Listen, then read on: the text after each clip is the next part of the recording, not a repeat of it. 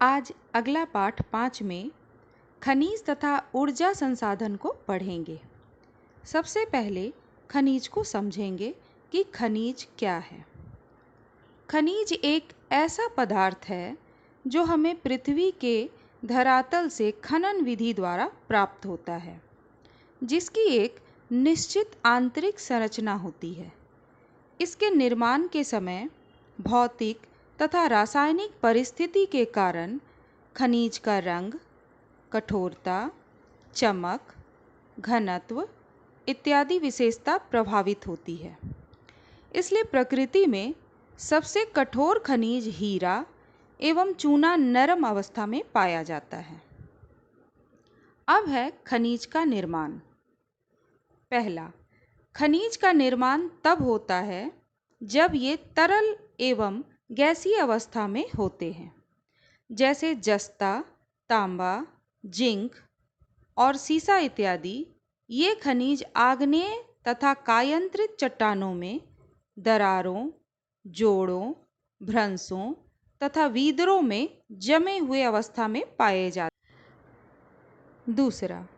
दूसरी विधि में चट्टानों के घुलनशील तत्व के अपरदन के बाद अयस्क वाली अपशिष्ट चट्टानें रह जाती है।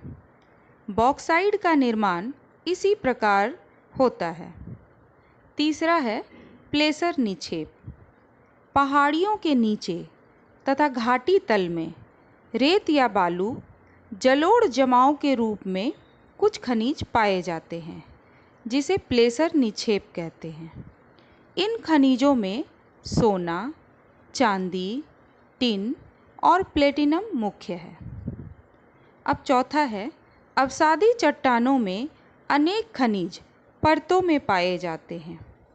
इनका निर्माण क्षैतिज परतों में निक्षेपण, संचयन तथा जमाव से होता है।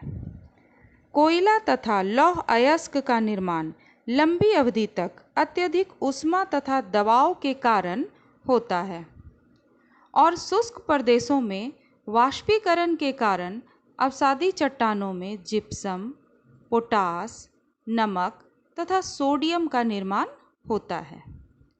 पांचवा, महासागरीय जल में भी खनिज का निर्माण होता है। नमक, मैग्नीशियम तथा ब्रोमाइन समुद्री जल से और मैग्नीज ग्रंथियां महासागरीय तली से प्राप्त होता है। खनिज खनन की सुविधा इसके निर्माण और संरचना पर निर्भर करती है। अब तीसरा है खनिजों का वर्गीकरण। सामान्य एवं व्यापारिक उद्देश्य से खनिज को 3 भागों में बांटा गया है। पहला है धात्विक खनिज। इसमें लौह धातु जैसे लौह अयस्क, मैग्नीज, निकेल और कोबाल्ट आदि प्राप्त होता है। और अलौह धातु में तांबा, सीसा, जस्ता, बॉक्साइड इत्यादि प्राप्त होता है। दूसरा है अधात्विक खनिज। इसमें अवरक, नमक, पोटास, सल्फर, चूना पत्थर, संगमरमर, बलुआ पत्थर इत्यादि प्राप्त होता है। तीसरा है ऊर्जा खनिज। इसमें कोयला, पेट्रोलियम तथा प्राकृतिक गैस प्राप्त होता है। अब आगे समझेंगे रैट होल खनन क्या है। खनिज राष्ट्रीय संसाधन होने के कारण इसका खनन सरकारी देखरेख में होता है, अर्थात सरकार से अनुमति लेकर खनन की जाती है। लेकिन उत्तरी पूर्वी भारत के अधिकांश जनजाति क्षेत्रों में खनिज का स्वामित्व व्यक्तिगत और समुदाय को प्राप्त है, जिस कारण जोबई और चेरापूंजी में कोयले का खनन परिवार के सदस्य द्वारा एक लंबी संकीर्ण सुरंग के रूप में किया जाता है, जिसे रैट होल खनन कहते हैं। लेकिन नेशनल ग्रीन ट्रिब्यूनल ने इसे अवैध घोषित किया है और इसे रोकने की सलाह दी है।